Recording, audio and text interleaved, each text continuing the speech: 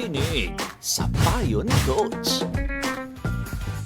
Sa umagang ito ay makakausap natin live via Zoom, business owner from San Pablo, Laguna. Let us welcome Catherine Anoyo. Hi Catherine, good morning. Good morning po, Sir Chinky. Happy Sunday po. And it's my privilege po na ma-interview niyo po ngayon. Ay mas natutuwa naman ako na pwede kitang tulungan. Sige Catherine, ano may paglilingkod ko sa iyo? Currently po may small accounting office po ako and e-commerce business po. And dahil lumalaki na po yung business, kailangan ko pong mag-add ng tao and mag-extend po ng opisina. Currently po ang setup ko po is andito po sa pinagawa kong maliit na bahay dati. Sir Chinky, kailangan ko na po bang manghiram ng budget para sa pagpapagawa ng extension ng office or kailangan ko pong i-strengthen yung e-commerce business ko para makatulong po sa budget? Okay. Kasi, okay, napakaganda ng nangyayari sa'yo, di ba? Meron kang two sources of income. Meron kayong sa office mo, yung accounting office mo, at saka meron sa e-commerce. Magkahiwalay ito, tama? Yes po. Okay, so you have to treat the business separately also. That's number one. Hindi mo pwedeng ipagsama yung pera mo sa accounting at saka sa e-commerce mo.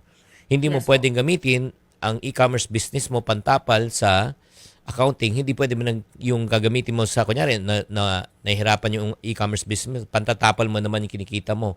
Dapat two separate, siya. Accountant ka naintindihan mo to, di ba? Yes po, tama po. Number two, ang next question, profitable ba ang negosyo? Yung dalawang negosyo. Yes po. So, kumikita rin yung accounting, kumikita rin yung e-commerce. Tama o mali? Yes po. Okay. So, kailan mo malalaman na pwede ka na talaga mag-expand?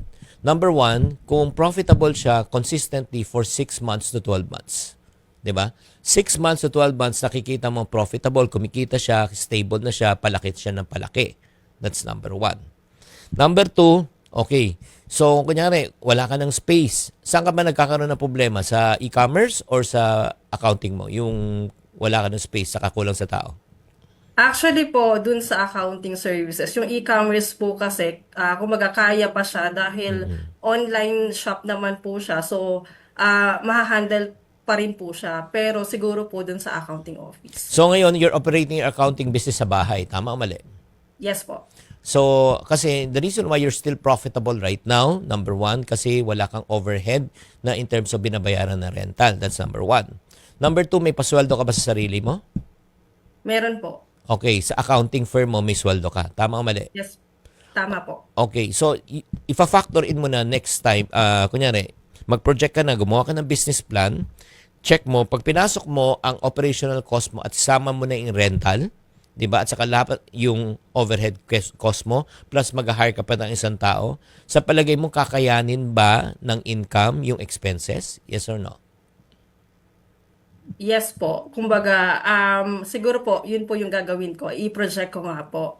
Para at least mas malaman ko kung kailan talaga ready na i-extend po. Yun Oo. po.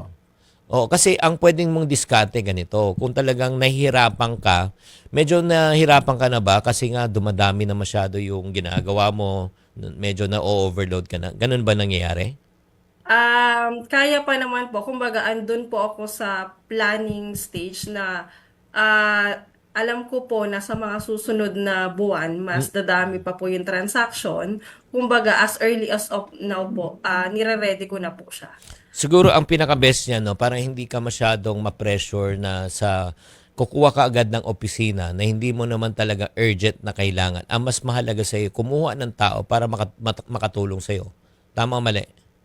Tama po. So, Kaya lang po, go ahead. kaya lang po, pag kailangan ko po kasi ng tao, kailangan ko po rin konti ng extension ng services. Though, pwede naman po ako kumuha like yung online din po or freelance. Pero may option po ako dito na ipaayos po kasi hindi po ako magre-rent Kumbaga, mayroon po siyang vacant lot po dito na sa akin din po na pwede ko po siyang ipa-extend.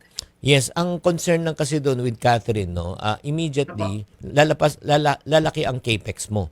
Ang ibig sabihin ng capex, yung capital expenditure mo na one-time cost. Magbibuild ka Apo. Ako, I would go towards the direction na mag-hire muna ako kahit na VA, kahit na work from home sila. Anyway, accounting lang naman yan. Kailangan may reporting lang sila. Meron silang pinapas sa inyo eh. Kahit katabi Yes mo po. yan, nasa office mo yan o nasa bahay siya, as long as ma-fulfill niya ang task. Tama o mali? Tama po. I-build ko muna yan. Palalakihin ko muna yung revenue ko. Pag lumalaki na talaga yung revenue ko, tsaka ko i-consider yung next step mo na magbi-build ka sa tabi mo. Sige po. Thank you so much. Walang anuman. Sige, let's go to the next concerns. Ang sunod po is ano po yung maipapayo nyo sa akin? Siguro related pa rin po as entrepreneur na nag-handle po ng dalawang line of business. Specifically po sa operation. Sa operation, kailangan number one, both companies should have what we call as a manual and a system. SOP, System of Operation. Diba? Yung mga, like for example, sa e-commerce business mo, paano yung bibili yung produkto, 'di ba? Paano ipapack, paano i-ship, 'di ba? Paano yung labeling, 'di ba? Kung saan kayo bibili ng mga supplies.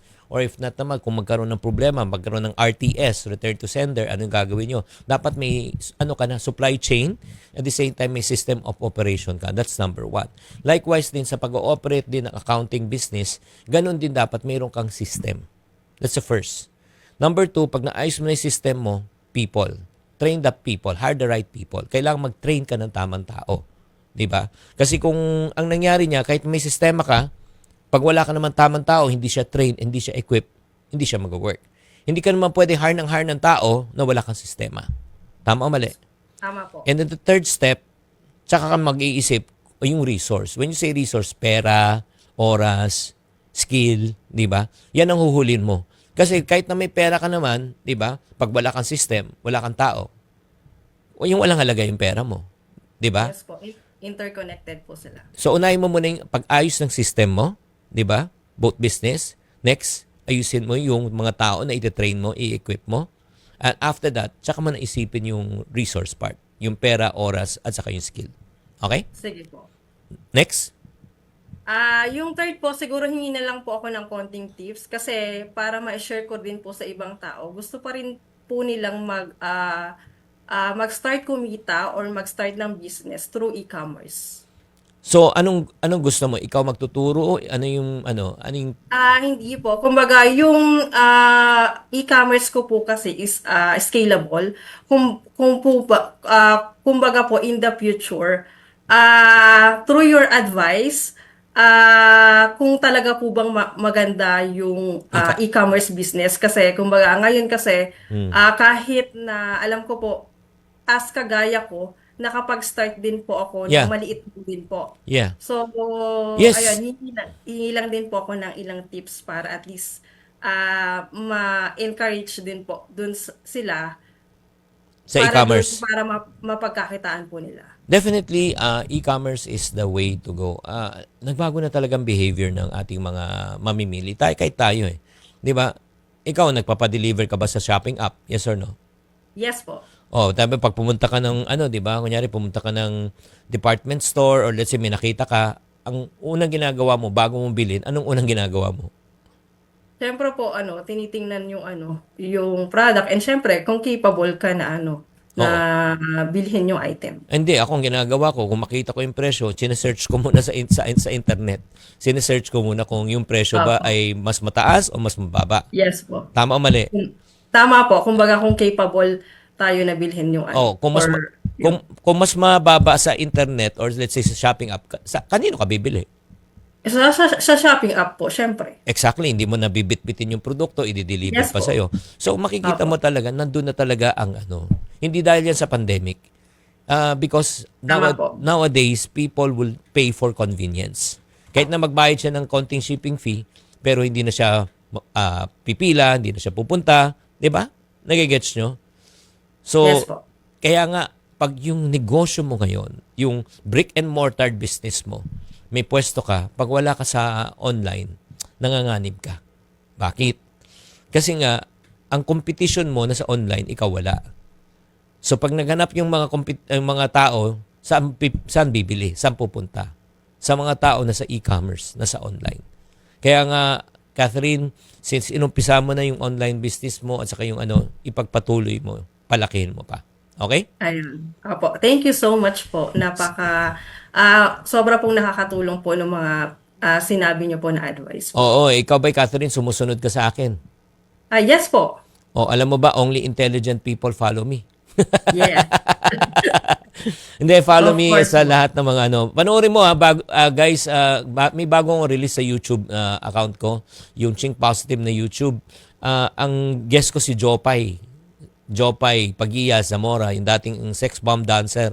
Ang ganda ng story ng niya. Panoorin mo para ma-encourage ka. At marami pang mga successful stories sa mga business people. Marami kang matunan. Okay, bati ka muna, Catherine, bago tayo magpaalam.